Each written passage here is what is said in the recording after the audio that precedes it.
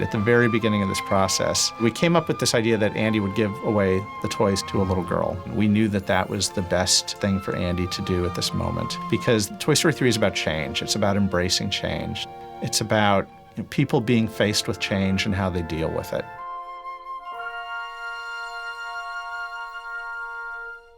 One of the things that really worried me about the scene was that it's ostensibly a scene of two humans interacting. The burden was going to be on my animators and my technical crew to create human characters that were appealing, but also had a degree of control and finesse. Toy Story is a really tricky place to be because it's very important that there be a differentiation between the humans and the toys. One of the criticisms we got on the early Toy Story films is that the humans kind of look like toys themselves almost. We all wish we could have done Andy better, so this was actually our fun opportunity. We've learned a lot about how to make humans look better, to get that balance right between like caricature, like cartoon and realism. Humans are always a tricky thing in animation. There's this thing called the uncanny valley. There was a Japanese researcher who did a lot of studies in robotics.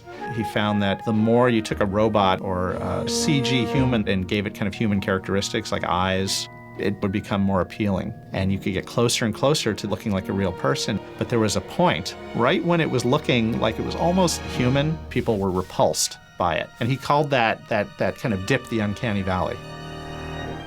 And now that we can do humans better in CG than we could 11 years ago on Toy Story, there's a choice to be made. Well, how realistic do you make them? How do you stylize them? It was a very tricky tightrope to walk.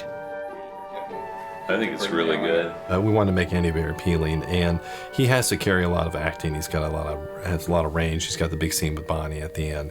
So we want to make sure that he was appealing, looked like kind of a grown-up Andy, and could really act. We knew actually if we nailed it, if we nailed Goodbye Andy in the way they interact with each other, the expressions, the emotions, and everything, we felt, well, the character's going to work for the rest of the show. Getting him dialed in, I think, was a pretty good design challenge. The neat thing is we still had the original voice, and he's older. He's in his 20s. So you're Bonnie. I'm Andy. One of the decisions that I made very early on in this film was to reach out to John Morris, the actor who had played young Andy in Toy Story and Toy Story 2. I think my favorite scene is the end with Bonnie. Andy is 18, going to college. It's a pivotal point for him, was pivotal for me. And, there's the question of what is he going to do with his toys? You show up and here's this little girl you've never seen before. Right. Playing really imaginatively in the front yard, right? These are mine, but I'm going away now, so I need someone really special. So Lee spent a ton of time thinking about how he was going to pitch this to the animators and what kind of performances he wanted out of it. So when we do that, we have this thing called animation briefing. When I talk to my animators, very often I'm not talking to them about, the shape of a move or the exact position of a pose that another director with an animation background might bring to the table. What I am always thinking about is the inner life of the character. This kind of confusion about where he is or why he's there, you want to see that kind of melt and give away to, just this bemused smile. The idea here is that he's recognizing himself in her. The big thing with Goodbye Andy that he really stressed was what it meant for Andy as a character to be handling and saying goodbye to these toys. It shouldn't just be like, oh, it's another toy he's pulling out of the box. He should be cradling each one. Each one should feel just as special as the last. And then you have that moment when you get to Woody and he shows up in the box. And then he starts to realize how Bonnie reacts to this toy because she kind of reaches for it. And I just remember Lee, he made sure he's like, but don't have her be pouty. He looks at Woody and he's at that point, I think, thinking about what's best for Woody and maybe letting go of the things that he had as a kid. Now Woody, he's been my pal for as long as I can remember. He's brave, like a cowboy should be. All of a sudden, here's 10-year-old Andy a little bit coming to the surface, being asked to give up this thing that's important to him. I think you want to linger him there for a minute, and he looks up at her.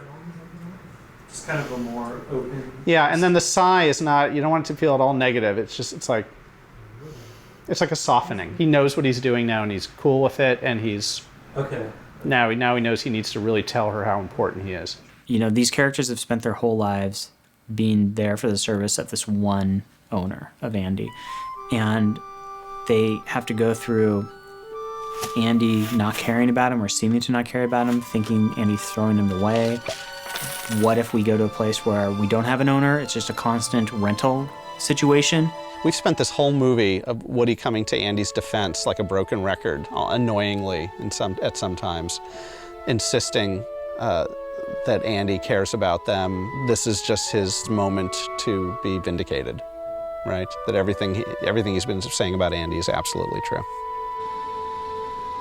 Thanks, guys. At the end of the scene, he was going to get in his car and leave, and that was going to be the end of the movie.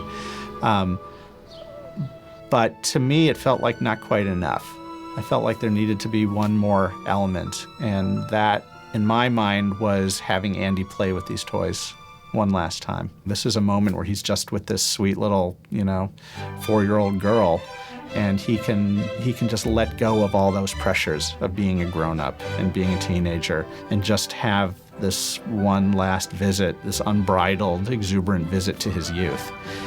So I thought that was important for Andy to have that before he went off to college, but I also thought it was particularly lovely that the toys got to have that. Because at the beginning of the film, when Potato Head says, "The kid's 17 years old. We ain't ever getting played with." It's true. I mean, it's ridiculous. It's ridiculous, the notion that a 17-year-old would play with toys anymore. And we were truthful to that at the beginning of the film. But I love that Potato Head was wrong. I love that Andy does have one more playtime with them, and it's a real playtime, and that these toys get everything that they've been craving and wanting all these years one last time. Toy Story 3 does deal with the heavy stuff, but all the Toy Story films have. All the Toy Story films have been about mortality. It's all been about, who am I?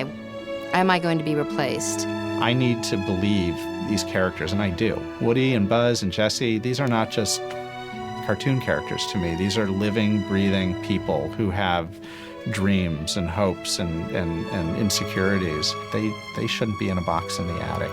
They shouldn't be sitting on his dorm room shelf. You think you can take care of him for me? Okay, then.